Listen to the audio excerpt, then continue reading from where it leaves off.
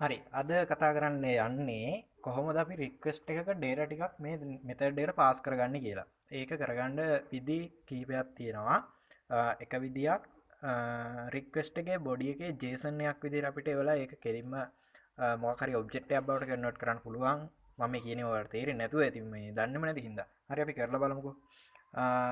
අපිට පුළුවන් මෙන්න මෙතන පැරම්ස් කියලා එකක් තියෙනවානේ. අපි මේක 8081 සේව් කියලා දාගමු. සර්වර් එකේ පෝට් එක මම චේන්ජ් කරනවා. ඩිෆෝල්ට් පෝට් එක 8080 එන්නේ අපිට පුළුවන් කැමති එකට මේක දාගන්න.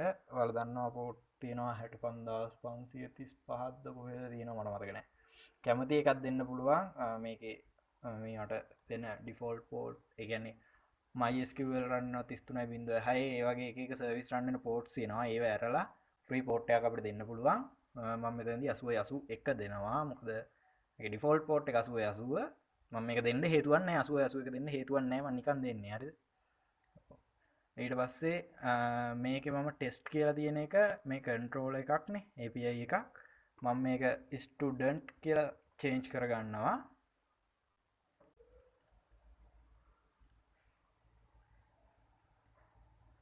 හරි.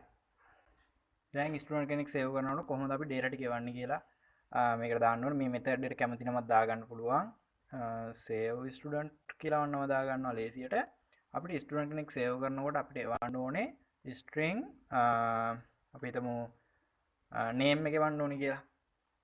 දැන් මේ name එක මෙතෙන්ද එවන්න ඕනේ. name එක මෙතෙන්ද ගන්න මං කියනවා මෙතනින් කියනවා at request param කියලා එකක් තියෙනවා. මේ param එකේ මම දානවා මෙතන name කියලා param එකක් තිබ්බොත් ඒක දාගන්න කියලා value එකට name කියලා දෙනවා. මොකද මම තව එකක් කරලා පෙන්වන්න යන්නේ මේක ඊට පස්සේ required default තියෙන true අපි හිතමු මෙහෙම. හරි. දැන් name එක ආවම මම මෙතන name එක print කරන්න හදනවා. හරිනේ. ඔයාලා දන්නවා දැන් මේ save එකේ අපි නම එවන්න යන්නේ. මොකේද එවන්න යන්නේ? මේ query param එකක. හරිද? මම මෙතන key එක දෙනවා name කියලා. මෙතන value එක දෙනවා. key value pairs තමයි එවන්නේ මෙතන. පාසින්දු සම්පත් කියලා මම දෙනවා. හරි. දැන් ඔන්න name එක මම send කරනවා. application එක run කරේ නේ. හරි. project එක start වෙලා තියෙන්නේ. මම මෙතන ඔන්න යවුවා request එක. මෙන්න පසින් සම්පත් කියලා මේකේ print වුණා. මේකේ print වෙන්නේ කොහොමද? මෙන්න මේකේ query param එකක් විදිහට යනවා. බලන්න මේ query param එක මෙතන මේ request එකේ යන විදිය මේ ප්‍රශ්නාර්ථයක් තියලා ඊට ඉස්සරහින් key එක යනවා. key එකට යන්න ඕනේ value එක මොකද්ද? සමානයි කියලා ඒ value එක යනවා. ඊට පස්සේ තව එකක් යවනවා නම් මම හිතමු age එක යවනවා කියලා. ආන් දැක්කද? age එක වදින විදිය. name එකට මේක යනවා and එකක් වැදිලා තමයි වදින්නේ. age එකට මම යවනවා 21යි. මට 22යි නේ. මට වයස මතක නැහැ. හරි. ඔන්න ඔය විදිහට යවනවා. දැන් මම age එක අරහින් අල්ල ගන්න නම් මොකද කරන්න ඕනේ? දැන් නම විතරයි අල්ලගත්තේ. age එක අල්ල ගන්න නම් මොකද කරන්න ඕනේ? මෙන්න මේ විදිහටම මෙතනින් කමා එකක් දානවා. මම දා ගන්නවා int age කියලා එකක් දා ගන්නවා. ඊට ඉස්සරහින් මේකට ඉස්සරහින් තමයි දාන්නේ. හරිද? annotation එක දානවා. annotation එක දානවා request param එකෙන් ගන්න. param එකෙන් request කරගන්න. මොකද්ද param එකේ අපි අතන යවන key එක තමයි මෙතන දාන්නේ. key එක age. හරිද? key එක තමයි age. මම මෙතන value property එකට තමයි ඒක දෙන්නේ. මෙතෙන් දාන්නේ අතන දාන key එකේ නම. මේක තමයි දෙන්නේ. right. හරි. දැන් මේක අපි ආයෙ run කරොත් ඔයාලට නමයි age එකයි දෙකම බලා ගන්න පුළුවන්. හරි. මෙන්න පසු හරි. මම මෙතන නම විතරනේ print කරේ.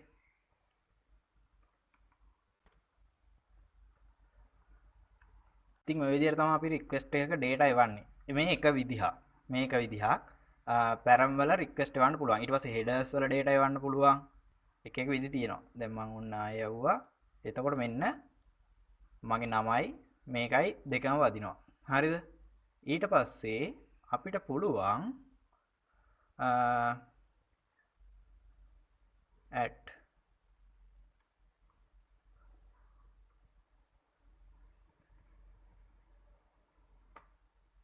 header එකක data එවන්න.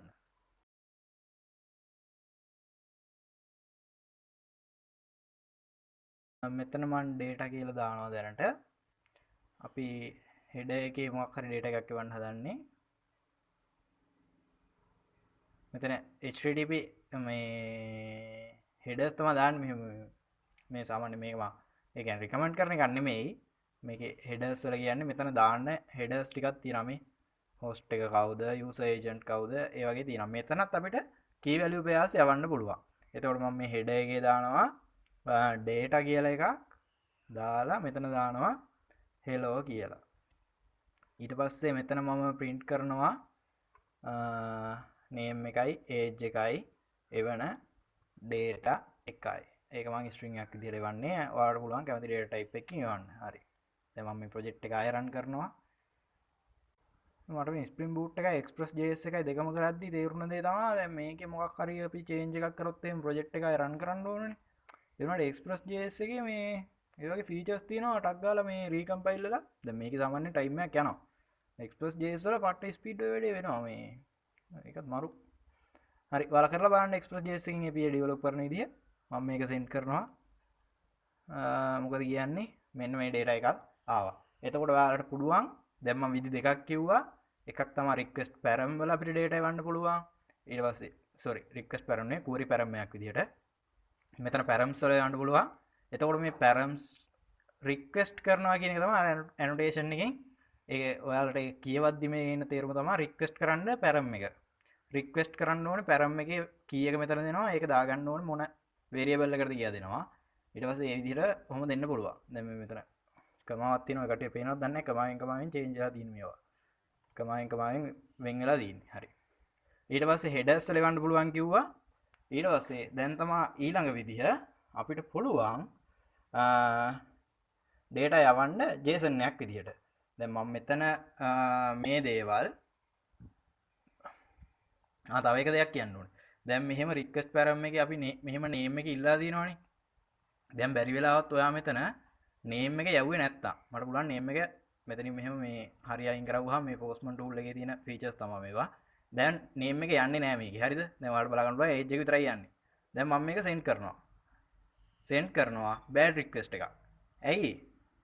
මෙතන name එක required වෙලා තියෙන්නේ. ඒ කියන්නේ name එක අනිවාර්යෙන් තියෙන්න ඕනේ මේ method එක call වෙන්න. හරිද? එහෙනම් ප්‍රශ්නයක් තියෙනවනේ. අපිට පුළුවන් මෙතනදී required එක false කරන්න. ඒ කියන්නේ මේක required නැහැ කියන්නේ. දැන් අපි run කරලා බලුවොත් එහෙම name එක required නැහැ. name එක අනිවාර්ය නැහැ. හරිද? දැන් මම මේක send කරවුවොත් දැන් බලන්න. දැන් මේක run වෙනවා. දැන් බලන්න මේක null. ඇයි? මම required false කරලා තියෙන්නේ. දැන් මෙයා name කියලා param එක request කරාට එහෙම value එකක් නැහැ. හරිද? එහෙම value එකක් නැහැ මේකට දාගන්න. ඒකින්ද ඒක null වෙලා තියෙන්නේ. හරි ඔය විදිහට තමයි අපි http request එක headers වල ඊට පස්සේ param එකක් විදිහට query param එකක් විදිහට කොහොමද data යවන්නේ කියලා තමයි අද කතා කරේ. අපි ඊට පස්සේ තව කතා කරන්න තියෙනවා request ඒ කියන්නේ request එකේ body එකේ data එවන්න පුළුවන්. ඒ කියන්නේ තවත් තැනක් data එවන්න පුළුවන්. තවත් තැනක් තියෙනවා body එක. එතකොට අපි ඒ කියන්නේ body request එකේ body එකේ කොහොමද data එවන්නේ කියලා ඊළඟ වීඩියෝ එකකින් කතා කරමු. එතකොට ඒකෙදී කතා කරන්න තියෙනවා අපිට JSON එක කොහොමද data යවන්නේ, form data එකක් විදිහට කොහොමද data යවන්නේ, ඒවා catch කරගන්නේ කොහොමද, ඒ වගේ content type header එක දාන්න තියෙනවා. ඒ වගේ වැඩ ටිකක් කරන්න තියෙනවා. අපි ඒක ඊළඟ වීඩියෝ එකකින් කතා කරමු.